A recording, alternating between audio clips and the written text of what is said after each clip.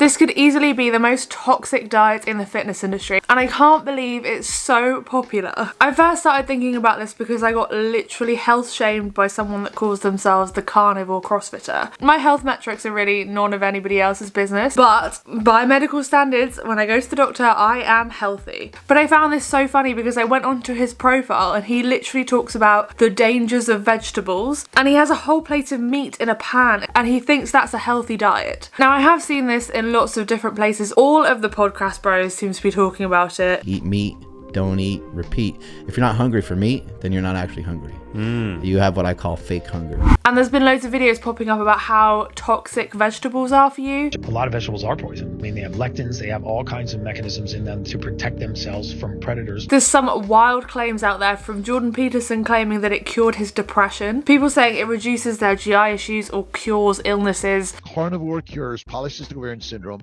which is plant-caused ovarian sickness. A fatty meat diet cures insulin resistance, foggy brain, depression, anxiety, fearfulness, worriness, all those things.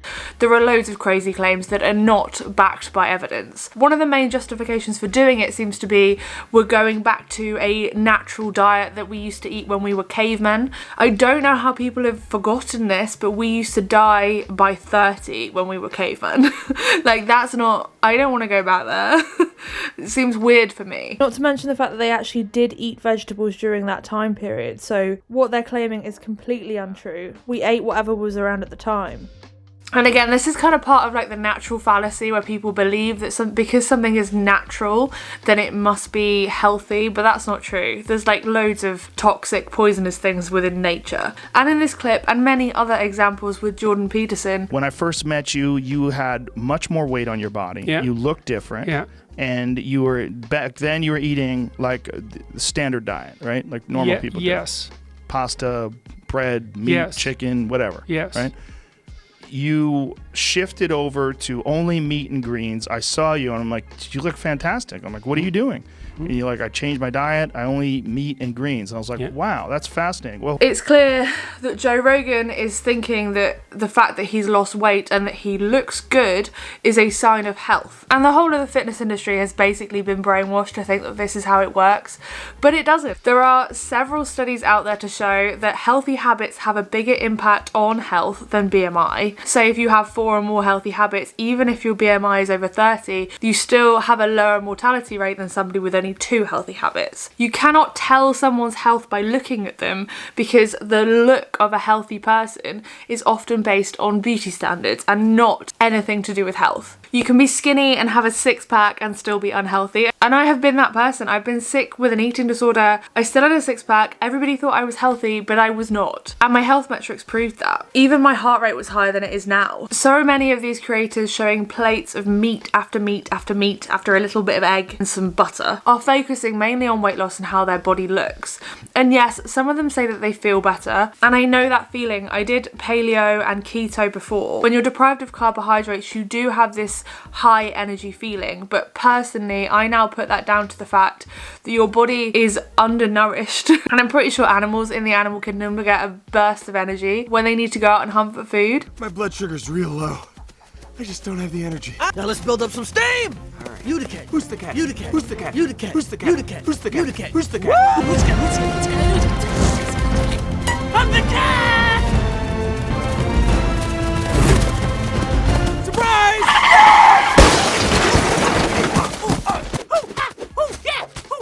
I feel like a mile-high pastrami on rye on the fly from the deli in the sky! And I think that's more to do with what that is. I don't know the facts, but I don't think we can trust entirely that that's because we're healthy. I think you can only tell if you're healthy if you actually look at the health metrics. The fact of the matter is, this works for some people in reducing gut issues or health issues that they may be struggling with because it's an elimination diet. You're slowly cutting out all of the things in your diet that might be causing various health problems. But what you're supposed to do with an elimination diet is you're supposed to add them back in once you've figured out what it is that you're allergic to or what's causing those health problems, which is not what they're doing. This guy puts it really well. Elimination diets are nothing new. Clinicians have used them for decades with people with autoimmune conditions, allergies, and major gut disorders. They give you a list of the top 10 most offensive food from an allergy perspective, and you start knocking them out one by one, hoping you don't have to knock everything off the list and end up eating just meat. But some people are so sick that's the only option. So it's really strange that people are promoting a carnivore diet as an optimal human diet when it's actually a sick person's diet. Stranger still is many carnivore advocates are promoting beef as the optimal choice. If you were to look at the empirical evidence suggesting which types of meats, or more accurately, which type of animal would produce the optimal food for humans, for sure you're gonna land on wild game or more likely fish. Not an Angus cow or a heifer beef, that's just weird. Part of the reason people see initial results with the carnivore diet is because maybe before they weren't eating enough protein and they're also lifting weights, which is going to help them gain muscle. They're probably going to lose weight because they are eating less calories on the whole, and also carbohydrates make you retain more water. So even if you're not actually holding less body fat,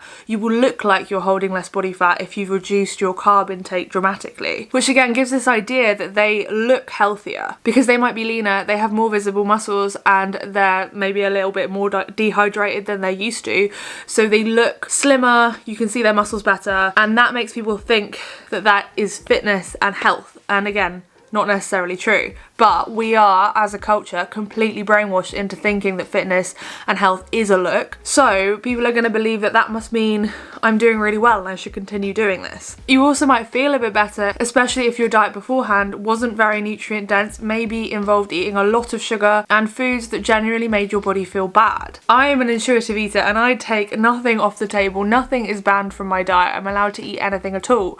But I feel like I feel my best when I eat really nutrient dense foods, veggies, meats and carbohydrates. If I ate like loads of fast food, then I would feel rubbish. If I ate loads of donuts or lots of chocolate or lots of sugar, then I would feel rubbish. My body has a pretty good feedback loop and I know when I feel bad. But if you've been in a state where you've ate that kind of food for ages and you're just used to feeling bad, you are gonna feel better if you switch to a meat-based diet and cut all of that stuff out. It doesn't necessarily mean though that it's good for you. And these doctors touch on the reason that is. So we've got malnutrition, which is a really big one. I'll let them explain why that's such a bad thing. Because you're missing out on a lot of essential vitamins and other nutrients that you just can't get from only animal products.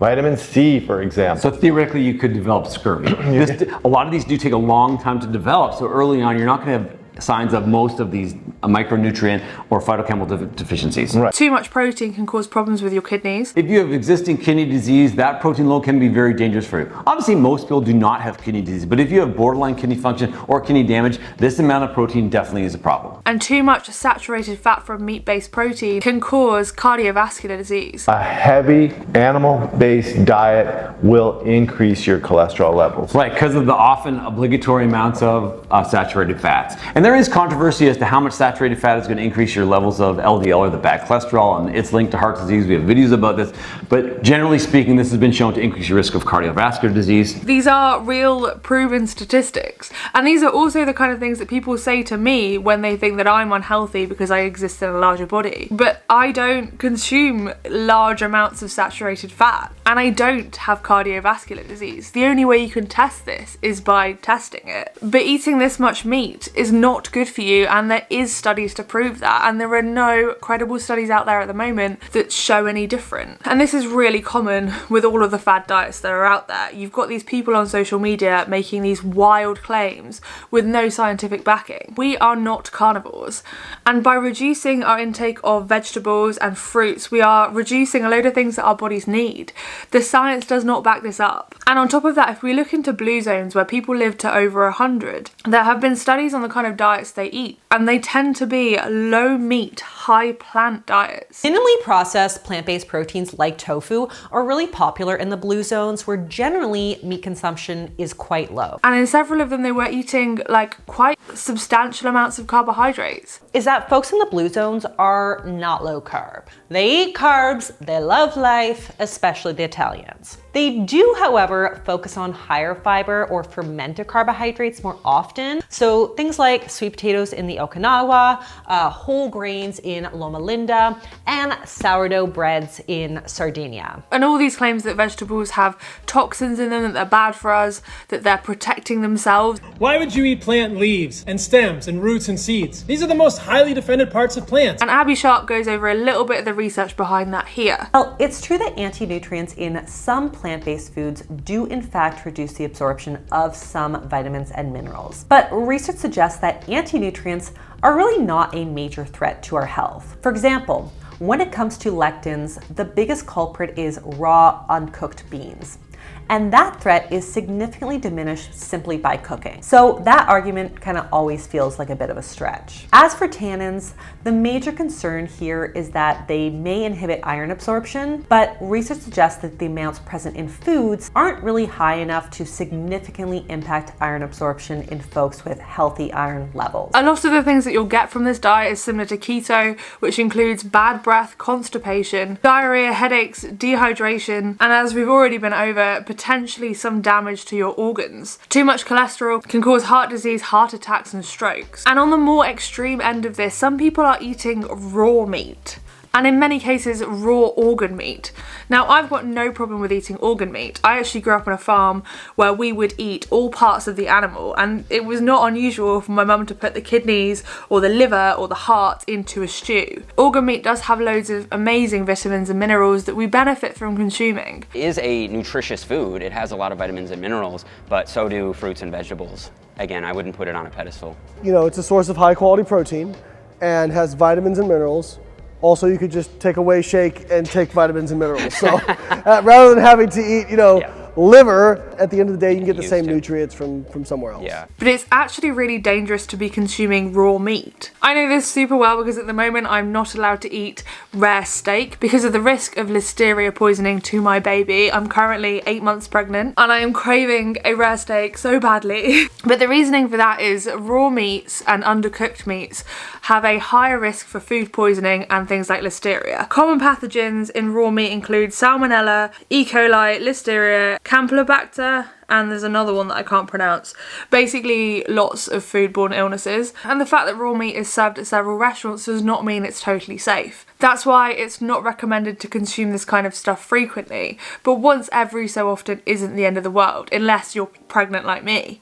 But many of these carnivore dieters are eating raw meat regularly, like every single day. I've seen people cubing and freezing like raw kidney and then taking it like tablets like every day. And many people like this girl just eating rare steak and raw organs just as it comes. And all of these people have just been massively brainwashed by the diet industry and wellness culture into thinking that this is healthy. We've got a massive problem with a huge spread of misinformation that people just believe because somehow they manage to make themselves seem credible, especially if it's a podcast bro with a microphone. But there are so many things that is popular right now that can be really detrimental to our health. Fitness trends can often be unhealthy, and 75 Hard is another example of that. Many of you will probably hate me for saying that, but I'm a personal trainer and I'm very educated in this background, and 75 Hard could actually do more damage to your health than it could help it. If you want to hear more about that, then watch this video next. Thank you for watching and I'll see you next time. Bye!